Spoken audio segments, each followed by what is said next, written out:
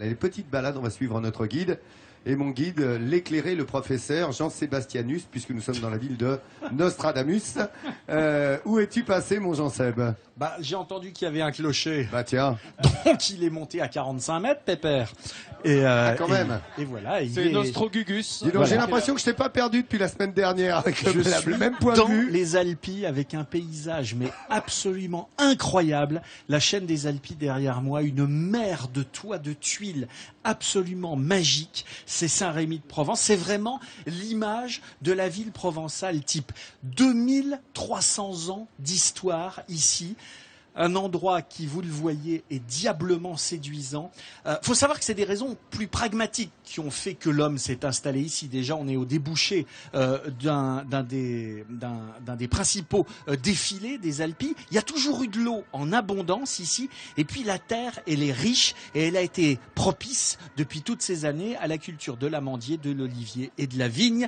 Et au fil des siècles, Saint-Rémy de Provence est devenue une cité qui est extrêmement agréable à visiter, donc images en couleur et balades en douceur.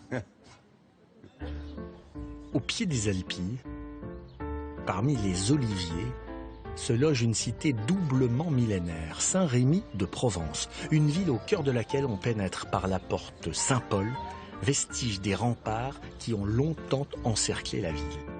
C'est que Saint-Rémy de Provence est l'une des plus anciennes cités de France. Et son histoire commence ici, dans cette ruelle, où subsistent les vestiges d'une demeure romaine à l'origine de la ville. C'est autour de cette villa que la principale cité, qui ne s'appelait pas encore Saint-Rémy, s'est constituée. Aujourd'hui encore, ça et là, des chemins de ronde médiévaux, de superbes hôtels particuliers Renaissance, richement ornés côtoient les commerces récents et des maisons plus simples. Où que l'on soit dans la ville, le clocher de la collégiale Saint-Martin toise les ruelles ombragées. De style néoclassique étonnant, cette église met également en valeur une statue du saint patron de la ville. Saint-Rémy porte dans sa main une ampoule dans laquelle se trouve de l'huile servant à l'onction des rois de France. Saint-Rémy a longtemps été une ville discrète et prospère grâce à son agriculture et ses récoltes. Ici, on a toujours cultivé la douceur de vivre. Aujourd'hui, ces ruelles où se mêlent boutiques et galeries d'art invitent à la rêverie et à la flânerie. Marie-Jean Debien vit ici depuis des années. Parisienne d'origine, elle ne déménagerait pour rien au monde. Il y a une âme dans cette ville, il y a vraiment une âme qui est liée aux maisons, aux gens. Il y a vraiment... L'ambiance, c'est quelque chose d'extraordinaire. Mais un des endroits que je préfère sur le plan esthétique, disons, c'est la place Favier. C'est le cœur de Saint-Rémy. Je trouve que c'est l'endroit le plus attachant. Les Saint-Rémois l'appellent Louplanet, c'est la petite place, c'est le plan, c'est l'endroit où on se retrouve. L'un de ses moments favoris, c'est le marché, qui fait la renommée de la cité dans toute la région. En pleine saison, il s'étend beaucoup plus loin, mais sur les étals, passage obligé, les olives.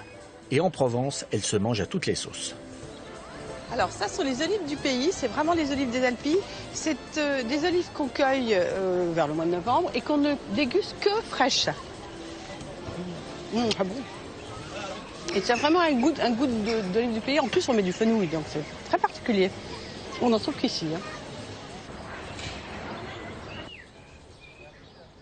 Une douceur de vivre quotidienne toute provençale qui a inspiré de nombreux artistes.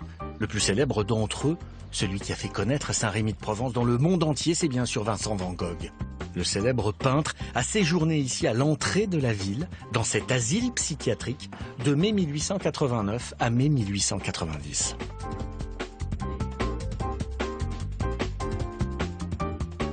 Sa chambre, bien, il en aura non pas une, mais 3, même 4 malheureusement. Une pour dormir, une deuxièmement pour créer, une troisième pour stocker ses tableaux, et malheureusement une quatrième, c'est ce que dans les hôpitaux psychiatriques on appelle les chambres d'isolement, puisqu'il va présenter quelques crises. Le docteur Boulon est l'actuel directeur médical de la clinique.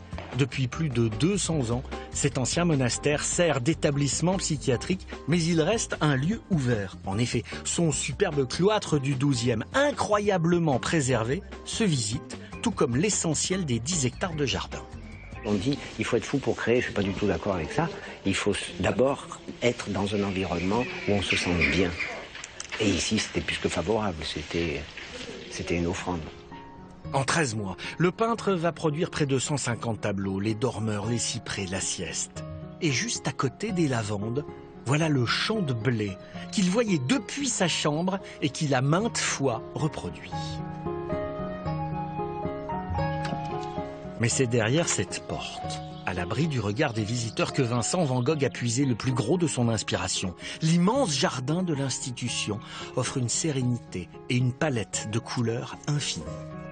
D'ailleurs, c'est durant sa retraite ici que Vincent van Gogh va peindre l'un des tableaux les plus chers de tous les temps. Un indice ? Eh oui, les iris, qui poussent par centaines dans les jardins de Saint-Paul-de-Mosole. Non loin de là, un autre havre de paix, comme seule la Provence sait en offrir. Bienvenue au château de Roussan. Ancienne bastide du XVIIIe, demeure bourgeoise provençale, réhabilitée en hôtel-restaurant par un propriétaire appliqué. Vous voyez comme c'est beau quand vous arrivez là, sur ce château éclairé comme il est maintenant. Le château est dans la famille de Philippe Roussel depuis 130 ans. Des centaines de mètres carrés répartis sur 3 niveaux qu'il a soigneusement restaurés, de la bibliothèque aux chambres, avec son lot de découvertes, comme ici où le plâtre a notamment révélé de superbes plafonds à la française à la peinture encore intacte. Et cette fresque. Et ça n'a pas été repeint, il ne faut pas croire. À l'extérieur, couvé par des platanes classés hauts de 25 mètres, un parc sobre et agréable de 6 hectares. Un jardin de loisirs, laissé en prairie, on appelle cela un jardin à l'anglaise. Et plus loin, un bassin d'ornement et luxe incroyable pour l'époque, une serre de 1850. Vous voyez déjà ici s'il fait chaud. Un petit bijou classé désormais monument historique qui abritait des dizaines de variétés de plantes différentes. C'est la nature et on s'aperçoit qu'au fond c'est bien plus beau de vivre ici que de vivre dans un petit village avec des rues qui sont couvertes de béton. Mieux ici qu'à la ville, pour goûter la quintessence de la Provence. C'est un peu l'esprit du château de Roussan, jusqu'à sa devise inscrite juste au-dessous du cadran solaire. Je ne compte que les heures sereines. Une invitation à la paresse, et à Saint-Rémy, la Provence tient ses promesses.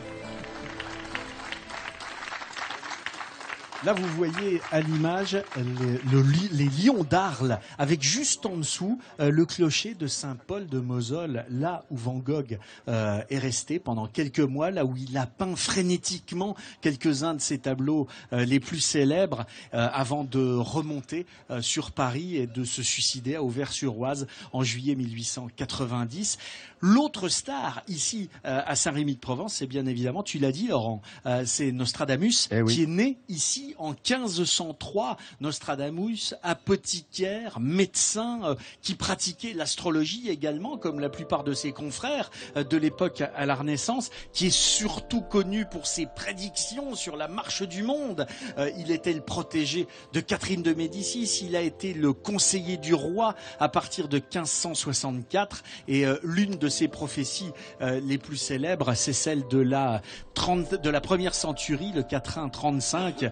Le lion jeune, le vieux surmontera en chambellique par singulier duel. Dans cage d'or, les yeux lui creusera 2 classes, une, puis mourir mort cruelle, dans laquelle on a vu la mort d'Henri II après son combat, après sa joute avec le comte de Montmorency, la lance dans l'œil. Et donc, il est d'ici avant de partir pour Salon de Provence, là où il est décédé, Nostradamus. Et voilà, regardez le joli point que nous a fait notre ami Jean Sébastianus. C'est mon Nostradamus, c'est le professeur, l'humaniste, l'apothicaire. Ah bah coucou Jean-Seb. Alors regardez justement, il est en haut de la collégiale, vous voyez. Et regardez bien, la caméra de Fred Talfumière pour Midi en France vous montre où nous sommes installés, place de la République, avec les Sarémois et le ciel bleu. Merci Jean-Seb. Il va rester là-haut, Jean-Sébastien. Je vais peut-être redescendre vous voir. Ouais, fais un effort, reviens s'il te plaît.